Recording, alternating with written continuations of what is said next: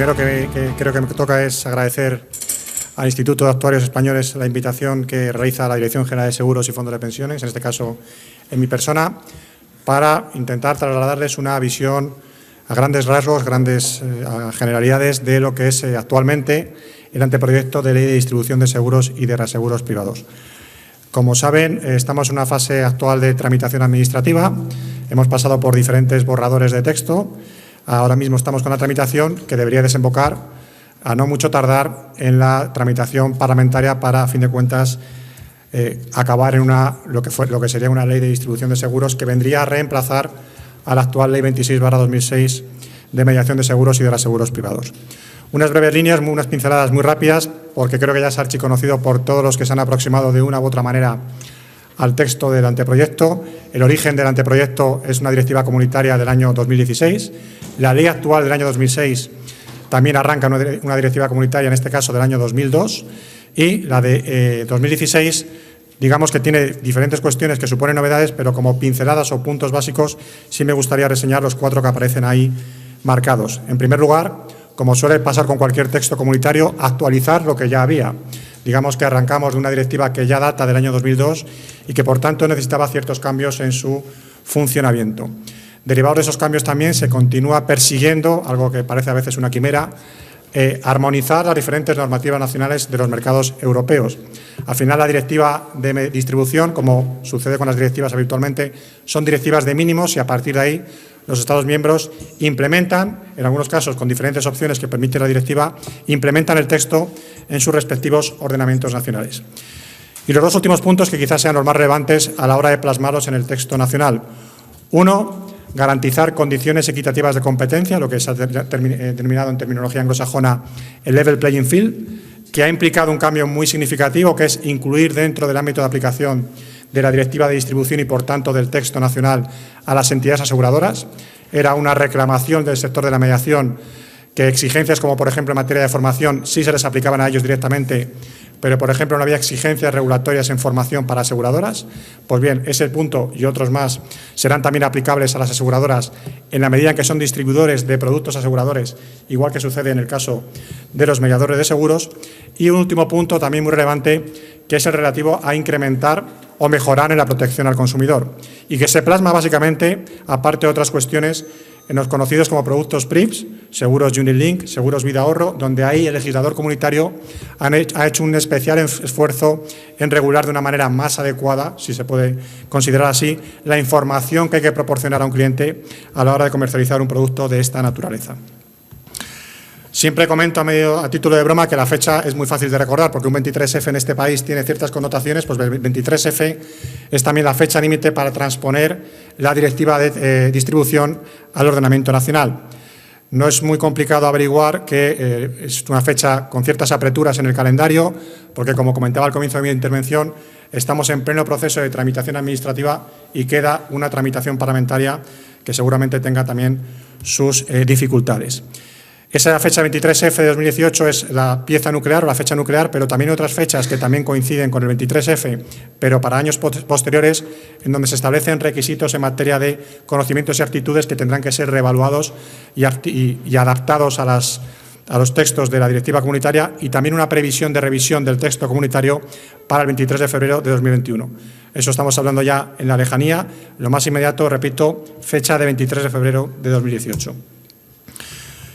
La primera gran cuestión que se planteó, simplemente también a título anecdótico, la primera gran cuestión que se planteó, pero significativa, era cómo se regulaba, cómo se legislaba. Y había 2 grandes opciones. Una, coger la estructura de la actual Ley de Mediación del año 2006 y con esa estructura incorporar el texto comunitario. Y la segunda gran opción era la contraria, coger el texto comunitario de la directiva y con esa estructura incorporar los preceptos nacionales. Al final se optó, porque creíamos que era más claro y transparente, a coger la estructura actual de nuestra ley y, a partir de esa estructura actual, incorporar el texto comunitario. De manera que, si uno conoce en cierta medida la ley del año 2006, verá que la estructura de esta ley es similar a la que actualmente está en vigor, de manera que hay un título primero de disposiciones generales y unos títulos referidos a la actividad del distribuidor español cuando opere en España y fuera, y la actividad del distribuidor de fuera cuando venga a operar a España.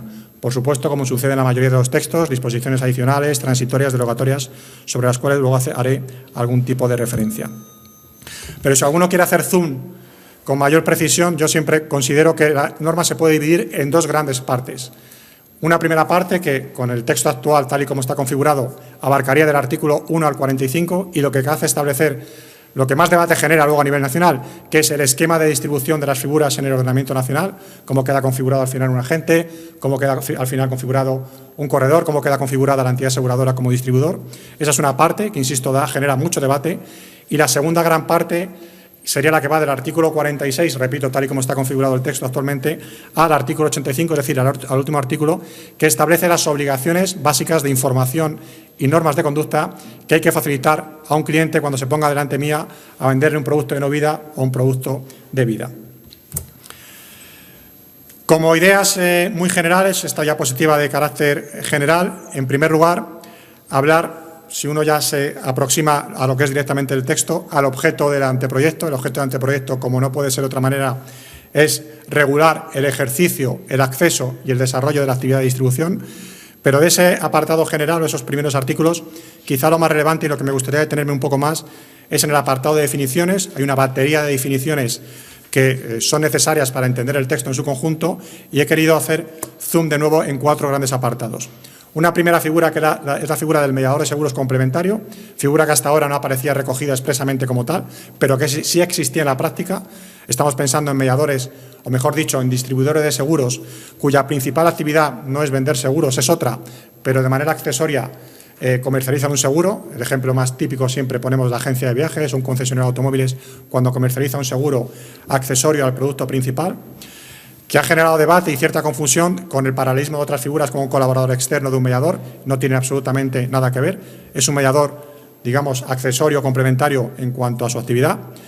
Un segundo gran concepto que es el relativo a los PRIPs, que también me imagino que generará cierto comentario. Básicamente, el PRIP es un producto paquetizado que en el ámbito asegurador su origen fue el seguro Unit Link, en la medida en que el PRIP se define como aquel seguro cuyo valor a vencimiento o rescate depende de fluctuaciones de mercado, pero con el motivo del debate comunitario al final se acabó incluyendo dentro del ámbito de aplicación del PRIP a la mayor parte del seguro vida-ahorro de este país, en la medida en que el valor de rescate del producto vida-ahorro dependa de valor de mercado y no de provisión matemática.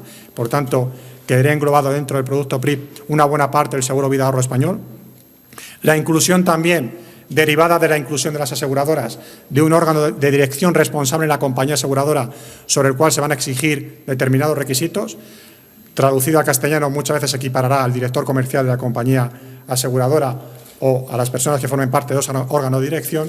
Y, en cuarto lugar, dentro de ese apartado de definiciones, el concepto de venta cruzada, que es un concepto muy manido, sobre todo en el ámbito bancario, cuando al producto hipotecario se le liga un seguro de manera complementaria o accesoria. Este concepto de ventas cruzadas, al que luego me referiré, se define como tal y su regulación, insisto, la mencionaremos en un apartado posteriormente. Dentro del ámbito de aplicación, creo que ya lo hemos apuntado anteriormente, a los mediadores de seguros se les añade las entidades aseguradoras, lo cual es un punto muy relevante. Y junto a eso, otra figura que ha generado y sigue generando debate, la figura del comparador de seguros, como figura que en cierta medida el texto comunitario intenta adaptarse a los tiempos que corren. La figura del comparador ha generado también debate en la medida que en el sector asegurador español había dos grandes posiciones. Aquellas empresas que utilizaban a la figura del comparador para distribuir seguros y que consideraban que como tal eran mediadores de seguros y que por tanto se les aplicaba toda la normativa. Y frente a eso había otra posición dentro del sector de los comparadores, de aquellas empresas que utilizaban el comparador para distribuir seguros, pero que se consideraban que estaban en una especie de limbo jurídico y que con ellos no iban a la película, si me permiten la expresión.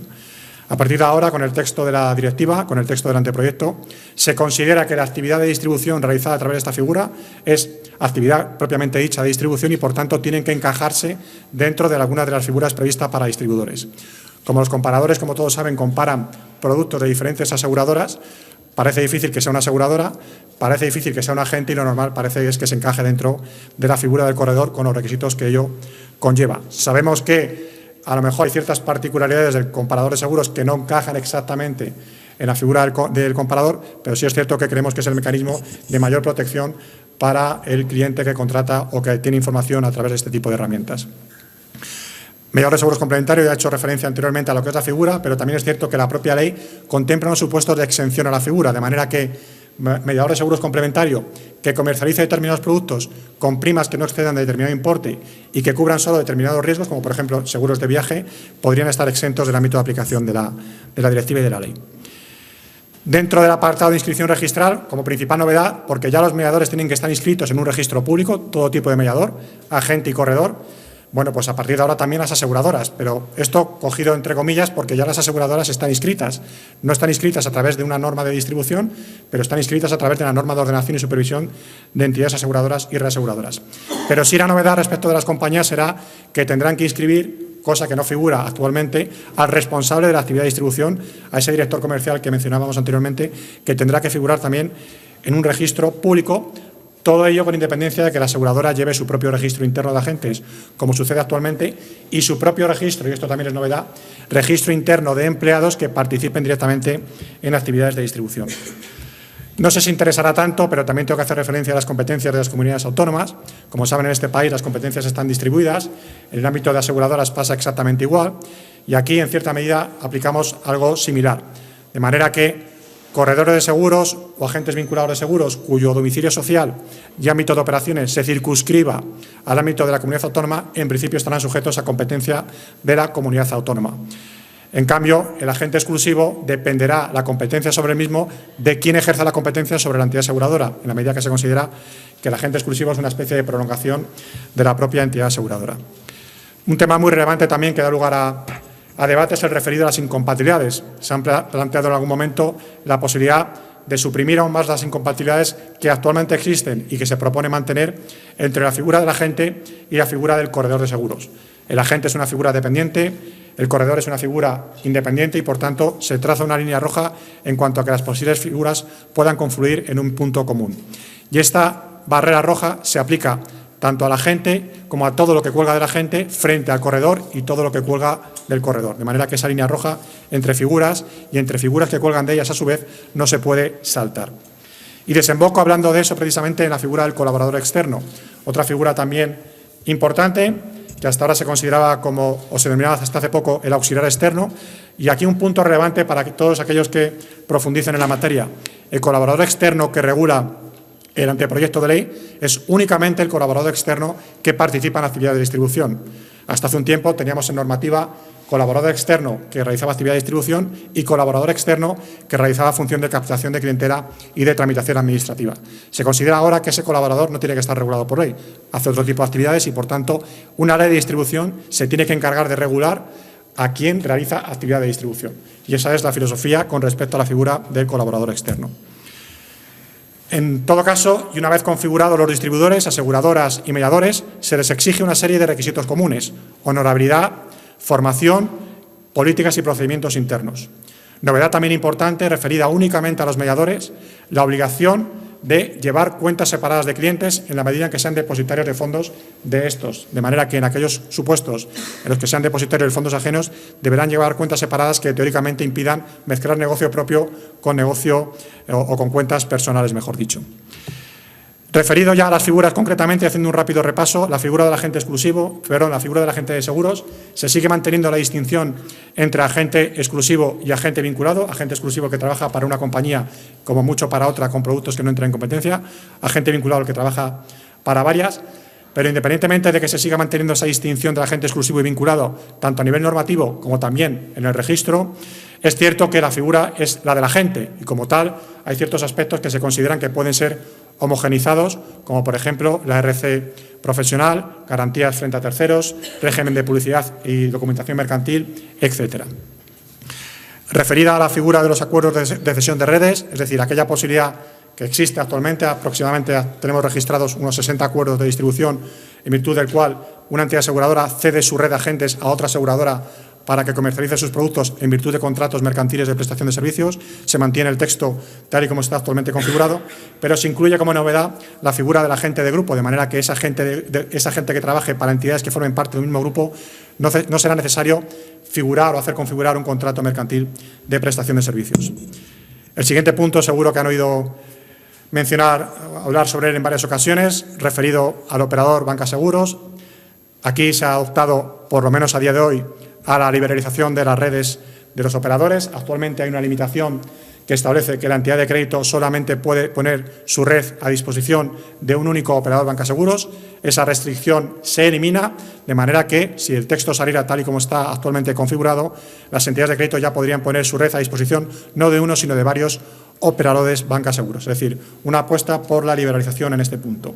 En cualquier caso, y referido también a la figura del operador bancaseguros, en todo caso existirá obligación de presentar documentación estadístico-contable, cosa que hasta ahora solamente se exigía al operador bancaseguros vinculado. A partir de ahora, considerando la propia esencia, la propia potencia de la figura, se exigirá documentación estadística contable tanto al operador bancaseguros exclusivo vinculado como al operador bancaseguros exclusivo. Como también, y novedad con respecto a esta figura, la añadidura del régimen de no oposición de participación significativa, de manera que cada vez que se produzca un cambio accionarial en el operador bancaseguros que sea significativo, se someterá a un régimen de comunicación a la EDGS y de no oposición por parte de la misma.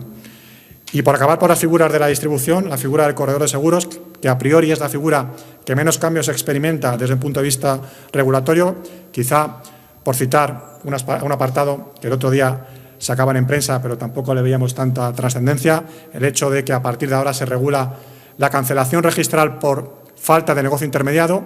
La única novedad reside en que hasta ahora, para que te cancelasen la inscripción registral, era necesario que durante 2 años no llegases a un volumen de primas de 30.000 euros y se ha subido ese importe a 100.000 euros, cosa que parece razonable porque un corredor, con todos los requisitos que se exigen actualmente, no solamente en materia de distribución, sino en materia de protección de datos, blanqueo de capitales, etcétera, 30.000 euros de primas intermediarias, y ojo que no hablo de comisiones, hablo de primas, parece que no es un negocio suficiente como para funcionar con cierta fuerza como distribuidor.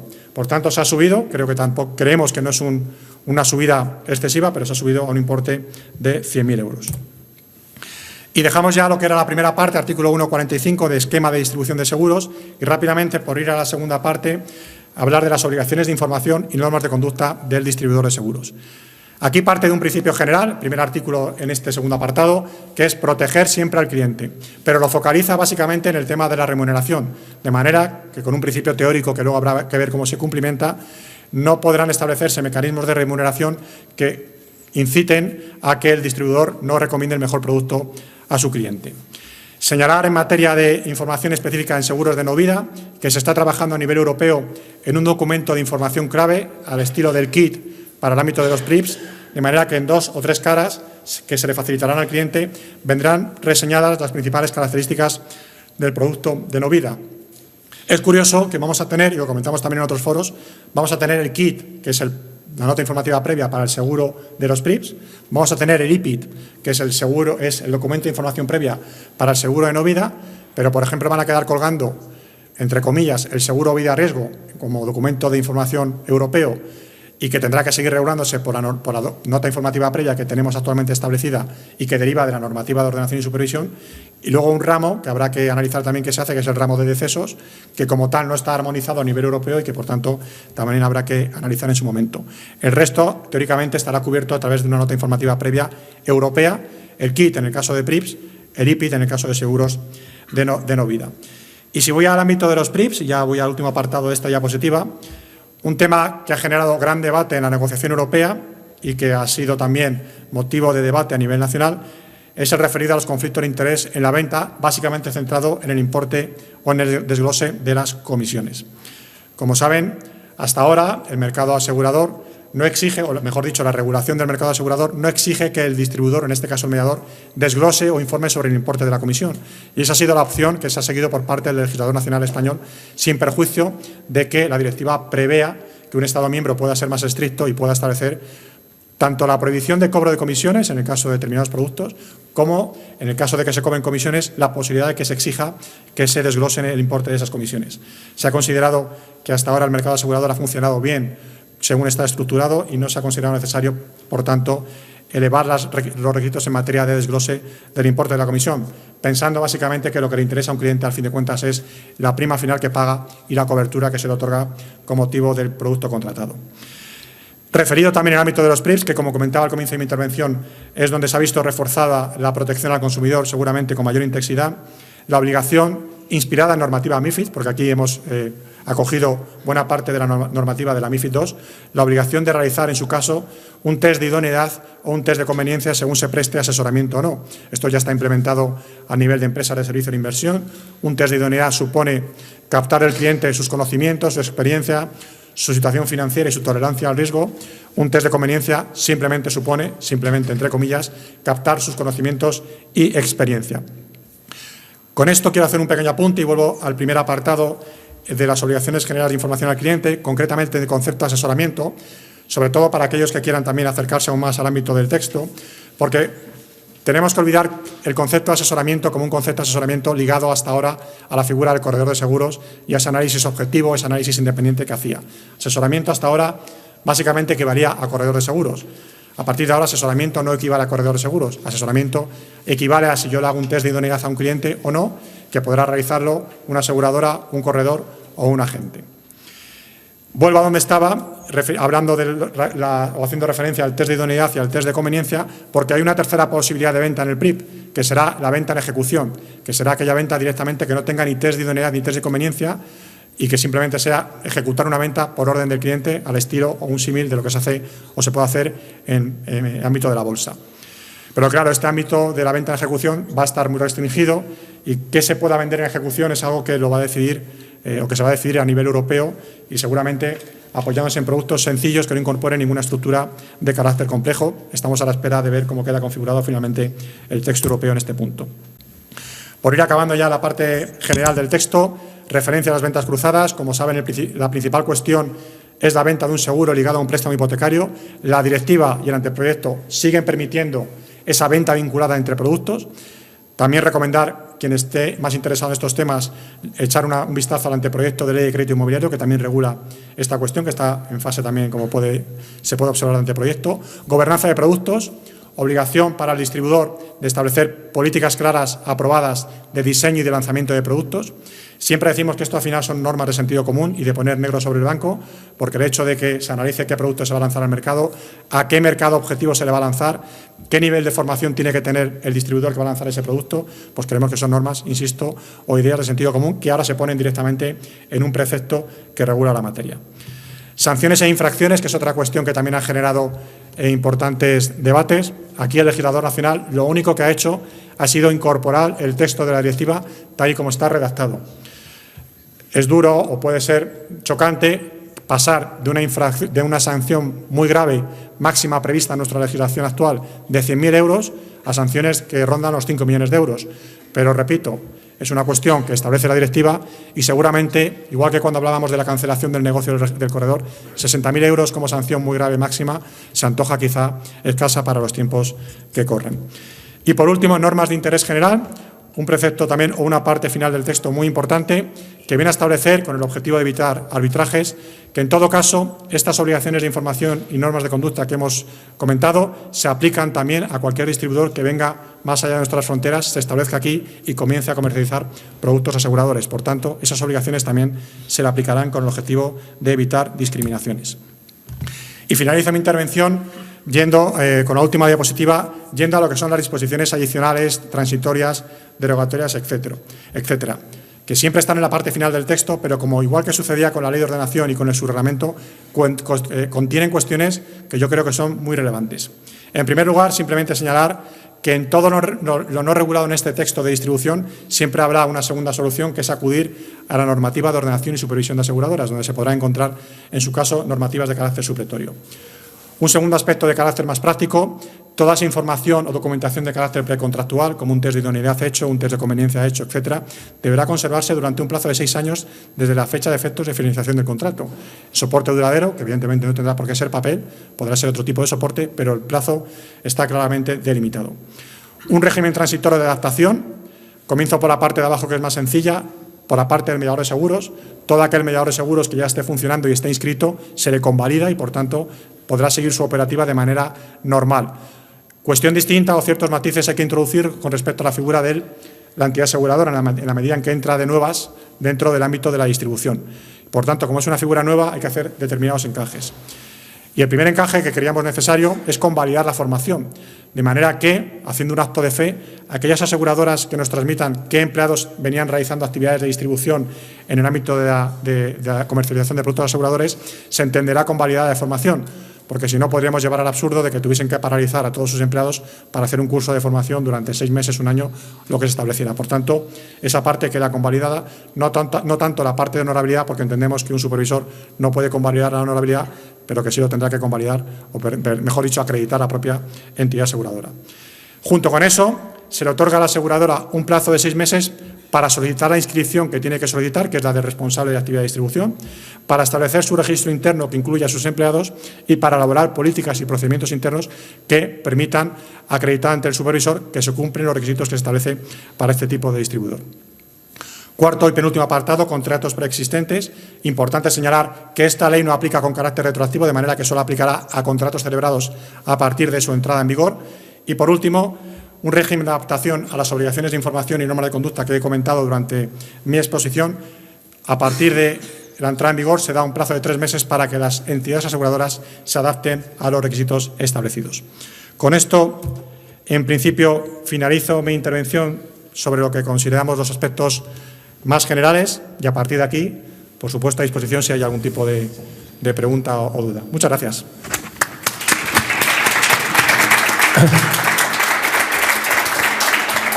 Muchas gracias, Raúl. Pues seguro que hay alguna pregunta por parte del público. Yo creo que no deberíamos desaprovechar la oportunidad. Mira, ahí está la primera. Yo había oído que se abrían las corredurías. Ya tienes ahí un micro. Sí, que había oído que se abre la posibilidad a las corredurías de ser una agencia de suscripción también, ¿no? Entonces, si es así, quería saber cómo se compatibiliza eso con la necesidad de las corredurías de presentar diversas opciones ante el cliente, ¿no? Simplemente eso. Ese fue un tema que en su momento se planteó, pero el texto que está ahora mismo en marcha, en funcionamiento, establece o vuelve a establecer la incompatibilidad entre la figura de corredor y la figura de agencia de suscripción. Actualmente, con la normativa en vigor, está prevista esa incompatibilidad.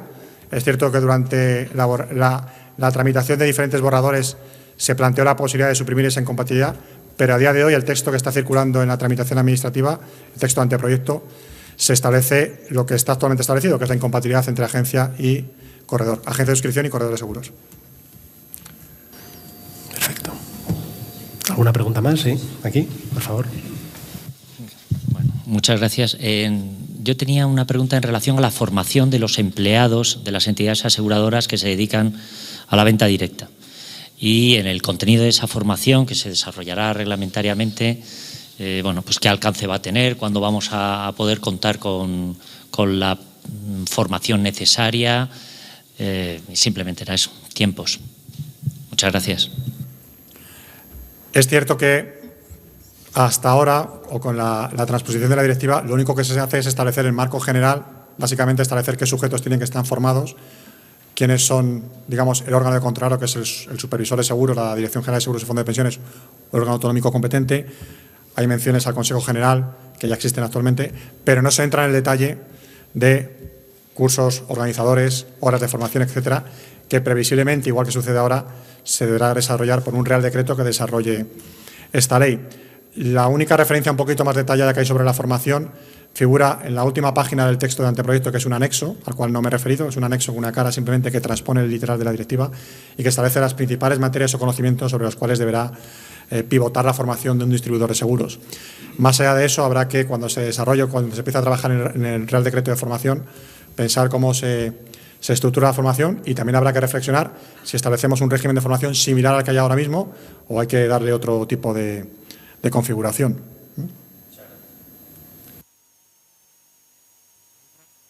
Si no, yo tengo una también, porque es verdad que bueno, la apreciación general de los distintos actores del mercado es que están bastante cómodos con la versión actual del anteproyecto, y había varios temas quizá un poquito más delicados. Tú has citado varios, por centrarme en uno, el tema de la remuneración, por ejemplo. Has dicho que se ha optado por, en un momento dado, que no sea público, por decirlo así, o sea, que no sea obligatorio. En otros países sí que conocemos que se han eliminado incluso las comisiones. ¿Nos puedes contar un poquito más de contexto de por qué hemos llegado a la conclusión aquí en España así, o dónde nos situamos en relación con otros países y cómo piensas que puede acabar esto en la última, cuando la ley ya esté aprobada después del Congreso? Bueno, este sí, como comentaba, ha sido un tema muy debatido durante la tramitación europea. Nuestra posición fue clara desde el primer momento, la comentaba, en el sentido de que considerábamos que, tal y como estaba configurado hasta la normativa, que no establecía, es cierto, la normativa actual no establece tanta distinción tan clara entre producto de no vida y producto de vida, una distinción más clara, la que hay ahora, seguramente derivada de la normativa MiFID II.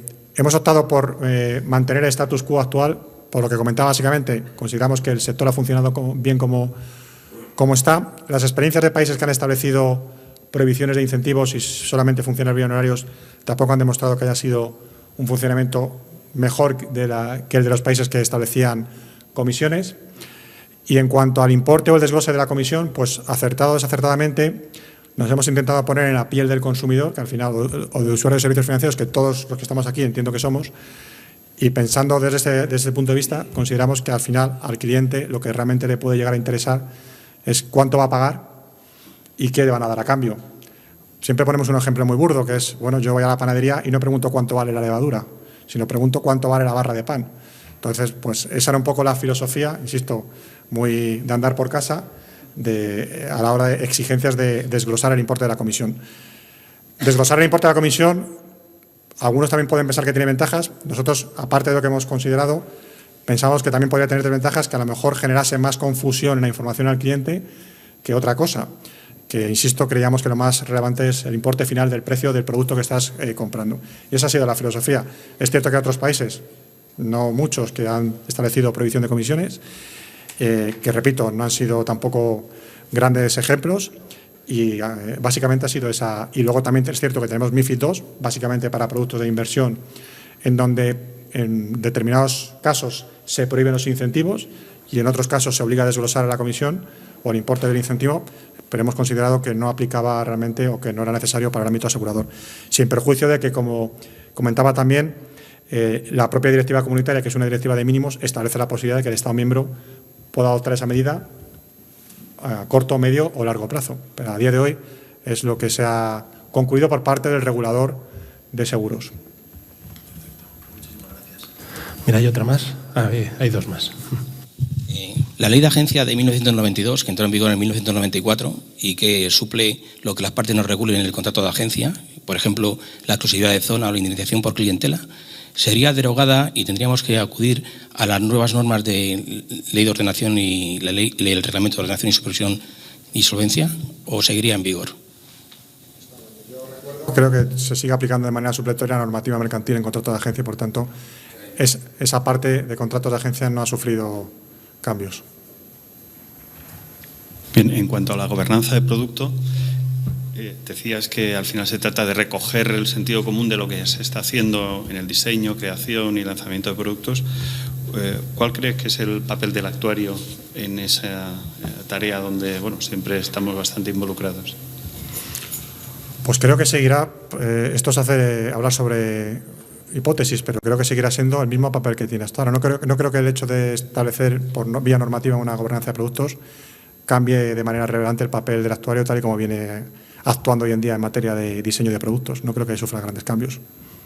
En cuanto al documento de información previa en no vida, está pendiente de las normas delegadas, estamos ahí justos de tiempo, como apuntabas, y aunque no tenga, en principio, entiendo, un papel contractual, no sé si puede existir el riesgo de que en algún momento, a falta de controversia o claridad con algún otro documento, pues pueda llegar a ser contractual o a considerarse portal en un conflicto, digamos, judicial.